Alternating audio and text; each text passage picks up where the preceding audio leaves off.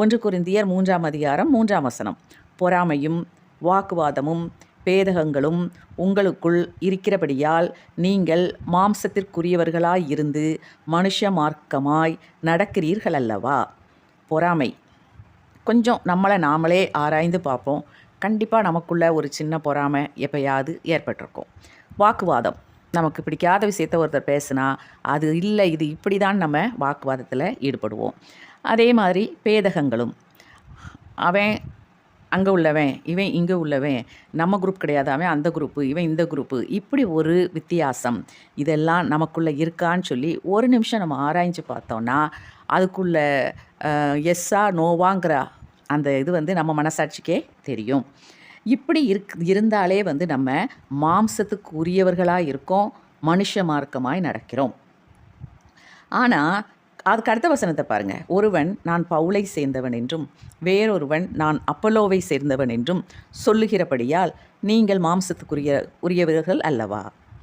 ஒருத்தன் நான் பவுலை சேர்ந்தவன், நான் அவனை தான் ஃபாலோ பண்ணுவேன். இன்னொருத்தன் நான் அப்பல்லோவை சேர்ந்தவன், அவனை தான் ஃபாலோ பண்ணுவேன். இப்படி நீங்கள் ஒருத்தருக்கு ஒருத்தர் எதுக்கு நீங்கள் பேதம் காட்டுறீங்க? அடுத்த வசனத்தை பாருங்கள். பவுல் யார், அப்பல்லோ யார்? கர்த்தர் அவனவனுக்கு அருள் அளித்தபடியே நீங்கள் விசுவாசிக்கிறதற்கு ஏதுவாய் இருந்த ஊழியக்காரர் தானே. இவங்க 2 பேருமே யார்? ஊழியக்காரர் தான். எல்லாமே கடவுளுக்கு ஊழியம் பண்ணுறவங்க தான். அப்படி இருக்கும்போது மனுஷத்தனமாக நம்ம என்ன செய்யக்கூடாது, நமக்குள்ளே வேற்றுமைகள் இருக்கக்கூடாது அப்படிங்கிறத ஆண்டவர் ரொம்ப அழகாக சொல்லியிருக்காரு. சிலுவையில் அரைஞ்சு கொன்னாங்க, அப்பவும் கூட அவர் அவங்களையும் மன்னிச்சார், அவங்களுக்கும் இரக்கம் காட்டினார். அப்படி ஒரு பரிசுத்தவானாக அவர் என்ன செஞ்சார், வாழ்ந்தார். ஆனால் நமக்குள் இருக்கும் இந்த மார்க்க பேதங்களை நாம் ஒழிக்க வேண்டும். எல்லாரும் கடவுளுடைய பிள்ளைகள், எல்லாரும் ஒன்றுபட்டு வாழுவோம் அப்படிங்கிற ஒரு நல்ல ஒரு இருதயத்தை நமக்குள்ளே உருவாக்குனாதான் நம்ம கடவுளை உண்மையாக ஏற்றுக்கொண்டவர்களாக மாறுகிறோம், ஒரு நல்ல கிறிஸ்தவனாக மாறுகிறோம்.